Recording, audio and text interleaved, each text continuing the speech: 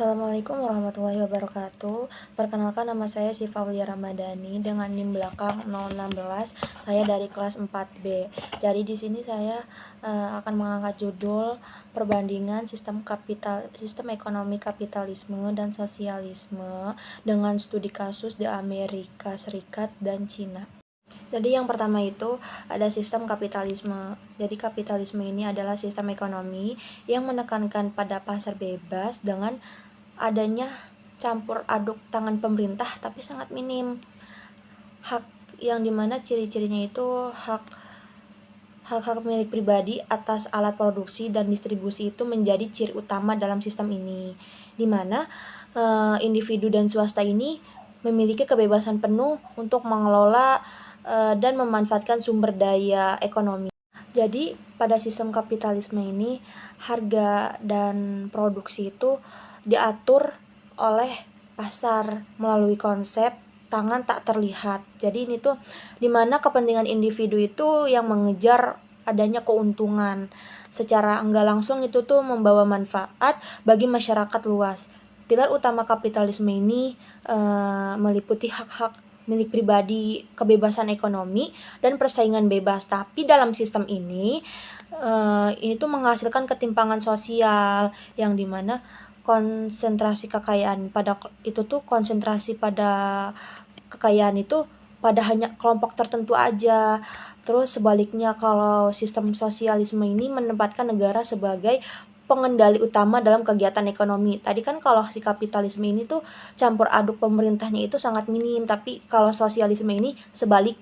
Terus yang selanjutnya itu ada sistem sosialisme. Jadi sosialisme ini menempatkan negara itu sebagai pengendali utama, yang dimana seluruh alat dan sumber daya itu milik bersama. Terus yang dikelola oleh negara untuk mencapai pemerataan kesejahteraan dan adanya keadilan sosial.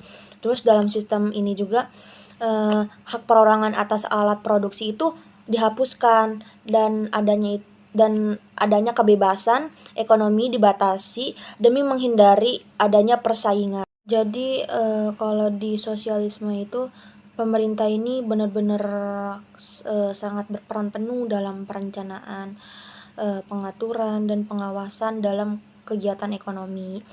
Dengan tujuannya itu untuk menciptakan adanya kesejahteraan sosial, keadilan sosial yang dapat menghilangkan kelas-kelas sosial yang eksploitatif. Jadi di sini saya akan mengangkat studi kasus dari sistem kapitalisme dan sosialisme. Jadi yang pertama itu ada kapitalisme, ngambil dari negara Amerika Serikat. Jadi kapitalisme ini mulai berkembang di Amerika itu pada abad ke-16. Jadi Amerika Serikat ini menjadi negara yang pertama yang menerapkan sistem dengan secara luas. Adam Smith dalam bukunya The World of Nations memperkenalkan konsep unstable hand, yang dimana itu tuh menjelaskan gimana sih individu yang mengejar kepentingan pribadi mereka itu dia itu bisa ngasilin hasil yang menguntungkan bagi masyarakat keseluruhan. Di sini ada kasus krisis keuangan tahun 2008 di Amerika Serikat. Jadi ini tuh krisisnya ini awalnya ini dari pasar perumahan dengan praktik subprime mortgage dan menyebar ke sektor keuangan global. Intervensi pemerintah ini dia itu melalui boycott bisa menunjukkan batas-batas laissez-faire dalam sistem kapitalisme ketika menghadapi krisis sistematik elemen beberapa dekade sebelum krisis. Jadi itu tuh kayak terjadi tren deregulasi dari sektor keuangan. Ini tuh bisa memungkinkan lembaga keuangan ini untuk mengambil resiko yang lebih besar dengan produk-produk keuangan yang kompleks. Contohnya itu kayak Mortgage Backed Securities (MBS) dan Collateralized Debt Obligation (CDO). Semangat pasar bebas dalam kapitalisme ini mendorong adanya keyakinan jadi bahwa pasar ini tuh bisa ngatur dirinya sendiri. Kapitalisme ini bisa mendorong inovasi dan menciptakan produk-produk keuangan baru. Tapi kalau ngambil dari kasus MBS dan CDO ini, kompleksitas produk ini tuh bisa membuat sulit untuk menilai resiko sebenarnya, baik oleh investor maupun regulator. Jadi keinginan untuk dapetin keuntungan yang tinggi itu mendorong adopsi produk ini secara luas tanpa adanya pemahaman resiko yang memadai. Insentif dalam sistem kapitalisme untuk mencapai keuntungan yang tinggi itu bisa mendorong lembaga keuangan dan individu itu untuk mengambil resiko yang lebih besar.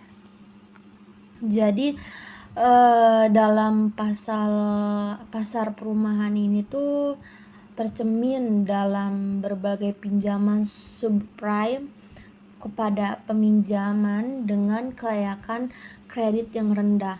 Dengan harapannya itu harga rumah ini nanti akan terus tinggi gitu, harga rumahnya ini meningkat. Terus pasar perumahan itu nantinya itu jadi lahan spekulasi di mana ada banyak orang itu tuh untuk beli rumah itu bukan buat ditinggalin tapi buat dijual lagi, tapi dijual lagi dengan harga yang lebih tinggi dalam waktu singkat. Jadi nanti beli rumah tapi dijual lagi dengan harga tinggi, bukan rumah yang ditinggalin. Terus mentalitas mencari keuntungan cepat ini adalah ciri khas kapitalisme, tapi dalam konteks pasar yang nggak sehat itu tuh bisa ciptakan gelembung aset. Ketika kalau harga rumah ini mulai turun nih, itu tuh bakalan banyak peminjam subprime gagal membayar cicilan, terus menyebabkan nilai MBS dan CDO itu bisa kayak anjlok gitu. Nah, pada hal ini tuh memicu krisis kepercayaan di bidang keuangan, di mana bank-bank itu nggak mau atau kan kayak enggan minjemin uang satu sama lain. Krisis likuiditas itu bisa melumpuhkan sistem keuangan dan dampaknya itu luas pada ekonomi real, menyebabkan resesi global. Jadi selanjutnya ini di sini studi kasus sosialisme di negara Cina.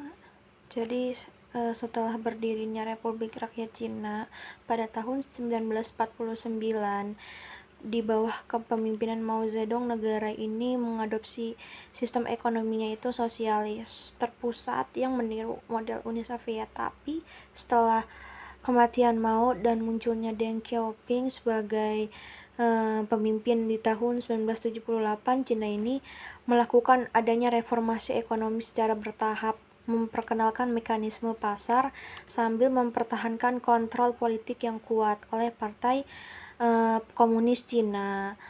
Terus di sini tuh ada studi kasus di mana ini tuh membahas inisiatif sabuk dan jalan Belt and Road Initiative (BRI) atau bisa disebut itu Belt and Road Initiative. Jadi ini tuh diluncurkan pada tahun 2013. Jadi BRI ini adalah inisiatif infrastruktur dan investasi global yang ambisius, yang tujuannya itu untuk menghubungkan Asia dengan Eropa dan Afrika melewati jaringan darat dan maritim. BRI ini melibatkan investasi besar-besaran oleh bank dan perusahaan milik negara Cina dalam proyek infrastruktur. Contohnya itu kayak jalan, kereta api, pelabuhan, dan pembangkit listrik di negara-negara mitra. Ini tuh kayak mencakup kerjasama dalam bidang perdagangan, investasi, dan pertukaran budaya. BRI ini udah ningkatin konektivitas dan perdagangan antara negara-negara peserta.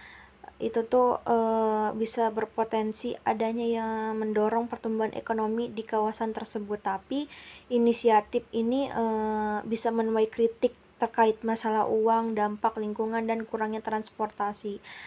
Jadi BRI ini bisa dilihat menjadi manifestasi dari peran negara yang kuat dalam ekonomi sosialis Cina yang mampu mengarahkan sumber daya yang lebih besar untuk mencapai tujuan strategis nasional dan internasional. Ini tuh bisa mencerminkan visi Cina untuk membangun tatanan dunia yang lebih multipolar dan meningkatkan pengaruh globalnya.